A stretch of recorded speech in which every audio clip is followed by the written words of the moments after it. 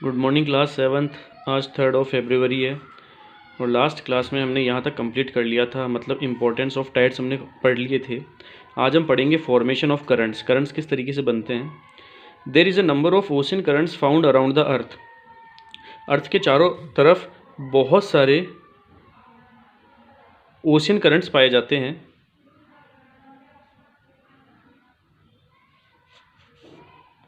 A current is like a vast river within the ocean flowing from one place to another. एक current is like a vast river within the ocean. एक current क्या होता है, एक नदी की तरह होता है जो कि ओशियन के में मिला हुआ होता है, जो कि एक जगह से दूसरी जगह पर फ्लो करता है। These currents are caused by differences in temperature, salinity and wind. ये जो करंट होते हैं उनके आने का कारण क्या होता है कि तापमान के अंदर डिफरेंस होना, खारेपन के अंदर डिफरेंस होना और हवाओं के अंदर डिफरेंस होना। डिफरेंस का मतलब कहीं पर तेज़ हवाएं, कहीं पर कम हवाएं। Currents are responsible for a vast amount of movement of the water found in the oceans. Currents are responsible for a vast amount of movement of the water found in the oceans. Currents जो होते हैं वो responsible होते हैं oceans के अंदर जो पानी का जो मूवमेंट होता है उसके लिए करंट्स क्या होते हैं, रेस्पॉन्सिबल होते हैं। आगे देखिए, ये देखिए, the currents flowing from the equatorial region towards the poles are known as warm currents. वो करंट जो कि इक्वेटोरियल रीजन से पोल की तरफ जाता है उन्हें वार्म करंट्स कहते हैं, और वो करंट्स जो कि पोल्स से इक्वेटोरियल रीजन की तरफ आता है उन्हें कोल्ड करंट्स कहते हैं। करंट्स कॉजेज द सर्कुलेशन और movement of ocean waters. Current की वजह से ओशन वाटर के अंदर सर्कुलेशन होता है और मूवमेंट होता है। Causes of current formation. Current formation के क्या कारण है। The existing winds move in a particular direction.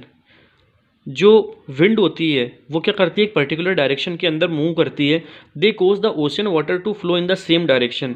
और इन विंड्स की वजह से क्या होता है कि ओशन का जो वाटर होता है वो विंड की दिशा के अंदर ही मूव करता है एंड दस फॉर्म करंट्स, और इसकी वजह से करंट बनता है। मतलब अगर हवाएं ईस्ट से वेस्ट की तरफ है, ठीक है, तो ओशंस का जो पानी है वो भी ईस्ट से वेस्ट की तरफ क्या करेगा, मूव करेगा, जिससे क्या बनेंगे, करंट्स बनेंगे। Difference in temperature of the equatorial and the polar regions also cause the ocean currents. Equatorial और पोलर रीजन्स के टेम्परेचर के डिफरेंस के कारण ही भी ओशन करंट्स का निर्माण होता है। In the equatorial region warm water expands and flows towards the poles while the cold water of the polar region flows towards the equator. In the equatorial region में क्या होता है, वार्म वाटर एक्सपेंड्स, जो गर्म पानी जो होता है वो फैलता है, and flows towards the poles, और पोल्स की तरफ वो फ्लो करता है। While the cold water of the polar region, और पोलर रीजन का जो ठंडा पानी होता है वो इक्वेटर की तरफ फ्लो करता है। Apart from affecting the ocean density, the salinity also affects its temperature. इसकी ओशन डेंसिटी के प्रभाव को छोड़कर, अगर हम इसकी करंट्स की ओशन डेंसिटी के प्रभाव को छोड़ें तो टेम्परेचर के अलावा जो पानी का जो खारापन है उसकी वजह से भी करंट बनते हैं। The saline waters temperature is very high. जो खारा पानी जो होता है उसका टेम्परेचर बहुत ज़्यादा हाई होता है। Therefore the amount of the salinity impacts the sea waters movement. इस वजह से सी वाटर्स के अंदर जो खारेपन का जो अमाउंट होता है उसकी वजह से क्या करती है कि इस therefore the amount of the salinity impacts the sea waters movement. इस वजह से जो पानी के अंदर जो खारापन होता है उसकी वजह से क्या करता है, सी वाटर मूवमेंट करता है। Unequal evaporation in the two close lying seas results in some local currents which causes differences in the water level of the two seize.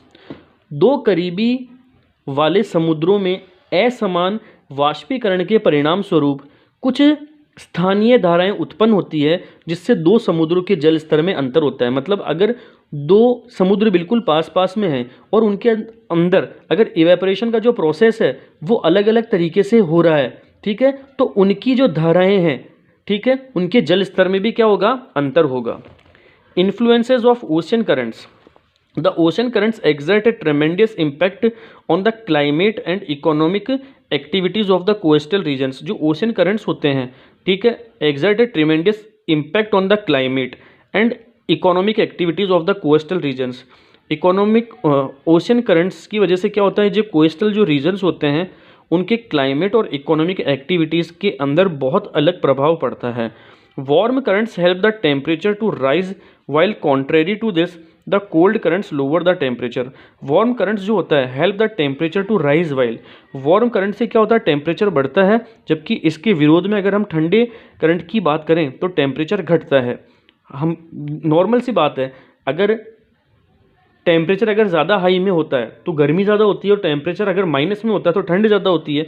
For instance example के तौर पे the cold current of Oyashio cause the longer and more severe winters in northern Japan. जो Oyashio का जो current है cold current, वो northern Japan के अंदर विंटर लेके आता है, while the warm current of Kuroshio warms the climate of southern Japan. और कुर्शियो का जो वार्म करंट है, ठीक है, वो क्या करता है साउदर्न जापान के अंदर जलवायु को प्रभावित करता है। The motions affected by warm currents get more rainfall because the winds blowing over them absorb a good deal of moisture. The motions affected by warm currents, warm current से जो भी हलचल प्रभावित होती है उसकी वजह से क्या होता है रेनफॉल होता है, क्योंकि विंड्स जो होती है वे आसमान में जब उड़ती है, हवाएं जब आसमान में उड़ती है तो क्या करती है कि बहुत ज़्यादा मात्रा में मॉइस्चर को एब्जॉर्ब कर लेती है। Due to the warm currents की वजह से ब्रिटेन, आयरलैंड और ईस्टर्न यूएसए के अंदर बरसात होती है। जस्ट कॉन्ट्रेरी टू दिस, इसका जस्ट उल्टा, the winds blowing over cold currents, वे हवाएं जो कि कोल्ड करंट्स के ऊपर से होती हुई जाती है, आर ड्राई, वे कैसी होती है सूखी होती है, एंड कोल्ड और ठंडी होती है, and do not result in rainfall, और वहां पर क्या नहीं होता रेनफॉल, और इसका रिजल्ट क्या होता है कि वहां पर रेनफॉल नहीं होता। This is the reason behind the presence of hot deserts in coastal regions, यही वो रीजन है, ठीक है, कि कोस्टल रीजन्स के अंदर क्या होते हैं हॉट डेजर्ट्स होते हैं, which are washed by the cold South Pacific current, जिनको कोल्ड साउथ पैसिफिक करंट के द्वारा वॉश किया जाता है। Atacama desert in South America, इसका एग्जाम्पल क्या है आटाकामा डेजर्ट। नेक्स्ट है because of the effect of the warm currents the harbours in cold countries stay open throughout the year which helps the trade to carry on the year round. देखो ये क्या कह रहा है कि गर्म धाराओं के प्रभाव के कारण ठंडे देशों में बंदरगाह साल भर खुले रहते हैं, ठीक है, साल भर खुले रहते हैं, जो व्यापार को वर्ष भर तक चलाने में मददगार होते हैं। Because of the warm gulf stream the harbours of Norway and Britain stay open throughout the year. Gulf stream के गर्म होने के कारण नॉर्वे और ब्रिटेन के बंदरगाह साल भर खुले रहते हैं। Unlike this, on account of the effect of the cold Labrador current the Labrador coast remains ice bound. इसके विपरीत कोल्ड लैब्राडोर करंट के प्रभाव के कारण लैब्राडोर विस्फोट बर्फ के बने रहते हैं। Currents can have a great influence on navigation as well, current का प्रभाव नेविगेशन के अंदर भी बहुत ज़्यादा पड़ता है।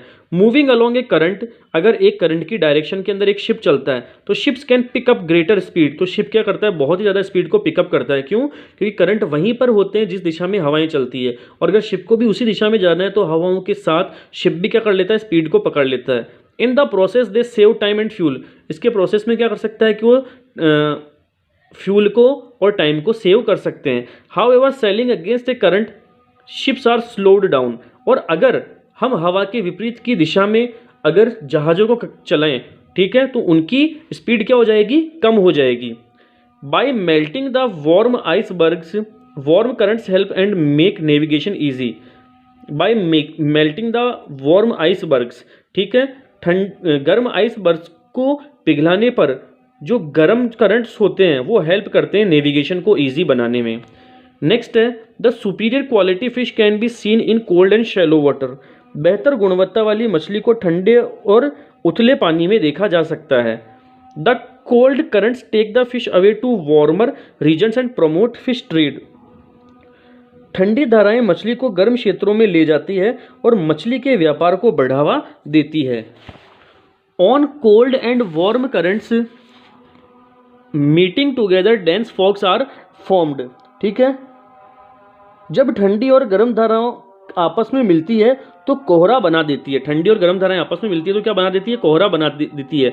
As this fogs decrease visibility they prove to be very dangerous sports for the ships, चूंकि ये कोहरे